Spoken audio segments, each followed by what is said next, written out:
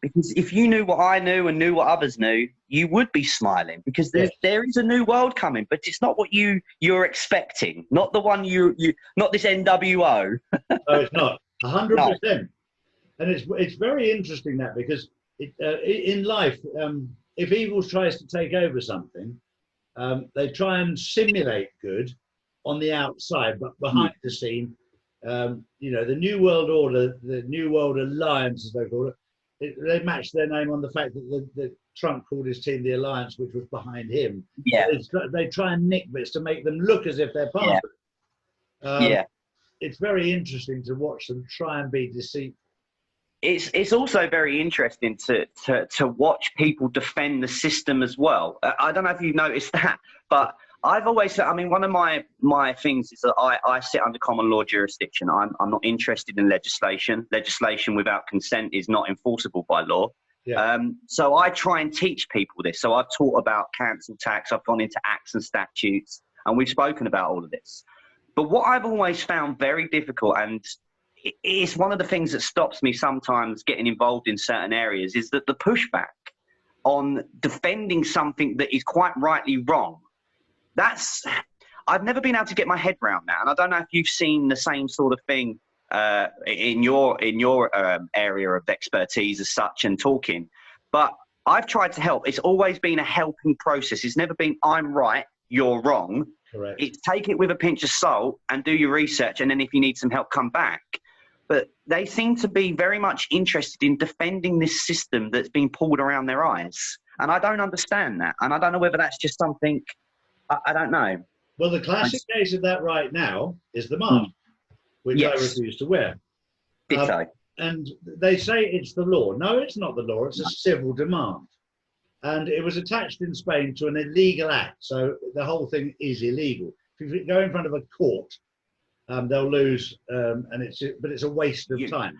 And this is all I've done over my time. People say, well, Jamie, you're an anarchist. No, this is not about anarchy. This is about what's wrong and right. Taxation is theft. It goes back to the days of Caesar and Rome. They used to come and knock at your door. The difference is they take it off the top now electronically. Nothing's changed. These people still exist. They're just hidden. And I don't think anybody quite wants to do that. That's the hard part to get people get their heads round. And the system is not, the system works exactly the way it was designed to work, and it's still working correctly today. That's when this notion of, oh, the system's broken, Jamie, it needs repairing. Well, no, it doesn't, because you're still doing as you're told. So it's doing what it's designed to do. And that's frustrating for me. No, totally. And it's such a corrupt system. You know, the fact that they can just print money. Yeah. Give it to people like you and I, not that I borrow money ever anyway. No. They want it back not only with interest, but with tax on it as well. I know. And it's just to keep you suppressed, you know? And it hasn't cost them anything, they've just printed it. No.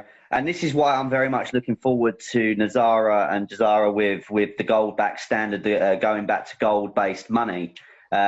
What's your take on that, Charlie? I mean, is this something, because from the questions that I get is, how is this going to work? Because obviously a lot of people are going to be like, well, I've been good with my money and these people shouldn't get their money back. You know, that sort of mentality. Well, he's mucked around, so why should he deserve to? It's one of them. How are they going to calm this down? Because there's a lot of healing that's got to be done. But from your take, how are they going to do this? Or have you got a little insight? Yeah, we did an hour video last night. We're doing another hour on Friday on exactly this matter. Yeah. And there's so much more to Nazara and Jazara than just forgiveness of debt. Yeah, absolutely. There's a lot more to it. That's just 1 point of 12 points. And the getting rid of taxation in every format other than purchase tax, ranging between... That's new tax, isn't it? Straight away, and then second after, you don't pay it again. Correct. Just on non-essential items, between 13 and 17%. It hasn't been worked out exactly yet for each country what it is. But I was pointing out to somebody the other day, because it's interesting that they say, well, how are they going to pay for everything? How are they going to pay for the roads? I've gone, you have no idea how much money comes in and is being wasted right now. You have no idea. Yeah. And I said, I'll just point out one thing. There's 10,000 employees in Brussels alone. They're on £250,000 a year salaries with 750,000 a year expense accounts. So they're on £1 million a year, and there's 10,000 of them. It's completely and utterly unnecessary. Completely and utterly. And if you look at the United Kingdom, you realistically, you need a member of Parliament for Suffolk, one for Norfolk, one for Essex. You don't need all these different areas. You could divide it down very, very simply, and move away from London, you know, and have it somewhere. One of the three pillars. You've got Washington DC, you've got Vatican, and City of London. Correct. Again, nobody seems to have dug that far back, and that's another one of the parts of what I find very difficult moving in this industry of truth as such, because it has become a bit of a hot word, if one of a better way of saying it. People want to be a part of it. So again, a little bit like that sheep mentality that people are now starting to jump on it, but there's so much information out there that they don't know where to start. And this is a little bit of my frustration. Where do we get these people to start? Where would you start these people on their journeys from your point of view? For me, the easiest way to start them is to get the foundations of truth, and that starts with taking them to the government website to show them that COVID-19 coronavirus was downgraded to nothing more than the flu back in March. Yeah. And then back it up by showing them on the CDC and the WHO. So we start from a foundation that the virus itself, which I was told last year would be used to cover up the global financial reset. So everything like this. So let's get back to the basics. The basics are, we know that the factually, forget the emotional side of, my great auntie of 112 years old died of COVID-19. No, she died because she was fucking old. Yeah, quite simply. Yeah, exactly. And you look at the people who died. We had a very, very sick case that the courts are dealing with right now, where somebody went into hospital that was 89 years old, and they died within a few hours of going into hospital, put down as COVID-19, put into a coffin and sealed so they couldn't open the coffin, but the family demanded to open the coffin, and the body had been badly beaten up. So it'd been beaten to death. And that's in the courts here right now, but nothing in the media. So there's some pretty sick things that have happened. Yeah. And people, so once you get to the facts, this is the critical thing. I said it before, stick to the facts. People go, oh no, you're just a conspiracy theorist. No, let's talk about facts.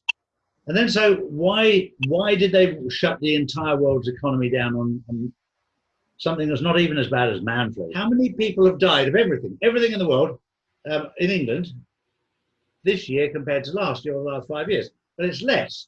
And then you get some smart ass go, oh yes, that's because the roads have been empty, so there's been less death on the road. And you talk some absolute shit, mate. Nice shit, yeah, basically. Exactly.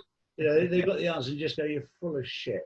Well, this is the only good thing with the masks, as I said, Charlie. At least there's covering some of these people's mouths so we can't hear them spout their nonsense. Oh, exactly. When you look at the mask itself, especially in this heat, it makes me laugh, because if you're going to wear a mask, you're recycling your own air. Yeah. Well, that automatically does. You don't need to be clever to work out it breaks down your immune system. This is the hard part for people. People are going to die. Yeah. And that is the sad truth to this. They are essentially killing themselves. Yeah, they killed themselves through stupidity. And I'm just hoping they're all Democrat voters. Yeah. Well, you've noticed now, you've noticed now that every shop assistant, every security guard is a bloody medical expert now. Oh man.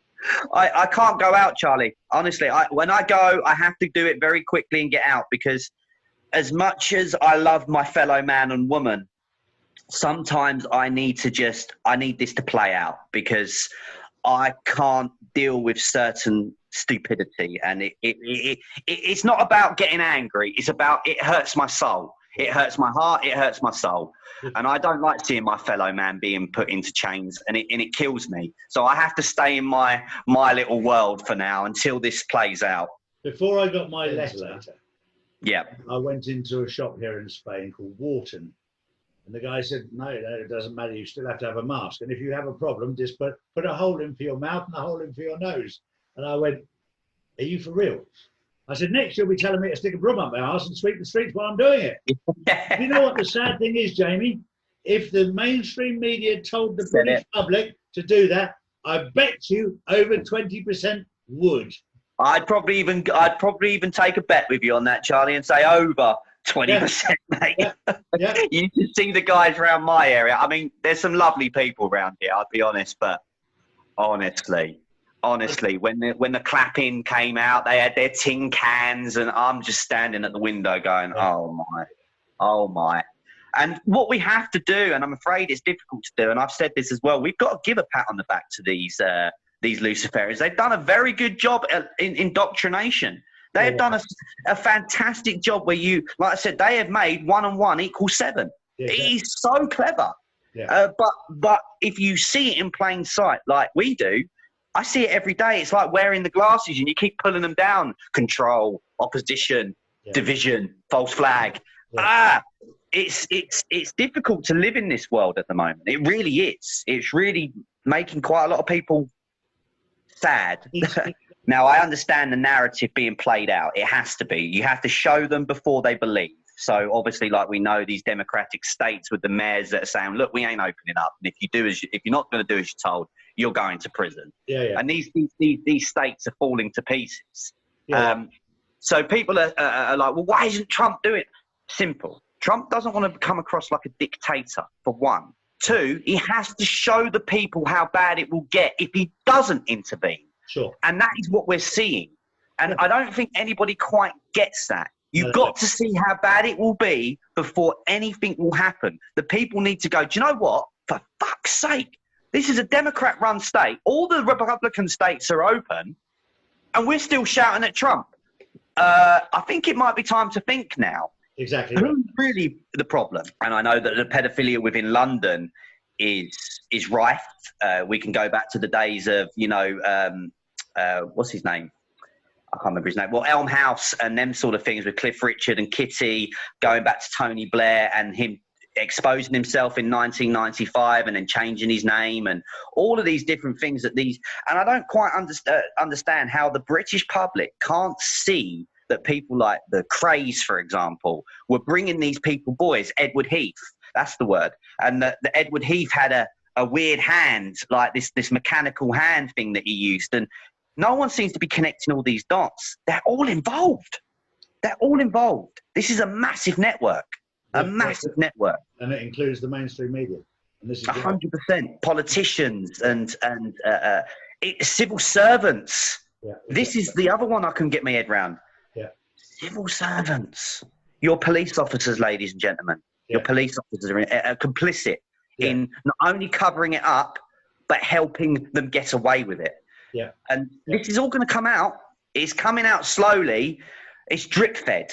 It is. But I think that's part of this plan. I genuinely believe that the drip feeding is part of it. So people are going to be aware before it happens. Yeah, we'll only learn about between 10 and 20% of what's actually happening. Because I wouldn't want to know any more than that, to be honest with you. I'm pretty certain it would sicken me to the stomach. I mean, I've seen enough as it is. Yeah. And I certainly don't want to see any more. I mean, like you mentioned the other day in your live, and again, this is not something I want people going looking for, but you obviously spoke a little bit about Frazzle Drip and the Hillary video. Yeah. I've only heard audio. That was enough for me. Yeah. And I don't want to even know any more than that. People sent me the video, and it's disgusting. I watched seconds of it and turned it off and destroyed it instantly. It's don't blame you. I mean, I have a 7-year-old daughter, and like you said, you've got a beautiful family yourself. So to me, the children are everything, and this is what this is all about. I don't think anybody again has realised that this is about the children. It's always been about the children, and it will be about the children at the end of this as well. And that's the most fundamental, important part to me. It's saving these. I mean, I could cry right now. Honestly, it's gonna gut me. Yeah. The level of evil that has been going on behind your backs, and I'm afraid we're all going to have to sit back and take our blames as well, because we've all been a part of this. We've all ignored it, and we've let it go on for. I mean, from what I know, it's the early 30s. This really kicked into its level, but. Before this, they were eating and doing these things to these children way before this. But it's only got this bad since the Second World War, and when they destroyed it, basically. They destroyed the system and implemented the Luciferian system. Sure. And that's when the country went into bankruptcy, and we've never recovered. And we're still there today. Well, thank God we're coming out of it now. I would really, really love to believe that 100%, but obviously I still will always have a very slight reserve. Even if it's 0.1%, there is always that slight niggle that something could. But I do trust and have always trusted in the plan, and everything so far has come to fruition. So, well, that's why I trust in the plan. Exactly that reason. Everything has happened. It's 100% there, and if you choose not to see it, then you are blind. And it's upsetting when these people who claim to have done the research can't see it. Yeah. And that to me then makes it upsets me, because I'm thinking, you're so smart, you've got so much, you're so close, but you're stuck on one particular person, and we all know who that person they get stuck on. When bird flu hit this country, that to me, everything was just not right. Yeah, exactly. Everything was just not right. And I think that was not the first false flag, because we know there's been hundreds, but we don't know which ones were and which ones aren't now. We're going back through history. But that one really got me thinking, and the whole thing made no sense. And now if you track it back and look at it, they're all the same times, they're all the same people, they're all the same sort of similar reports. It's almost like a templated script, and people can't see that. And I don't know from these, I mean, I studied media, and I understand how that these people manipulate the mind with their, their propaganda and their subliminal messaging and so on and so forth.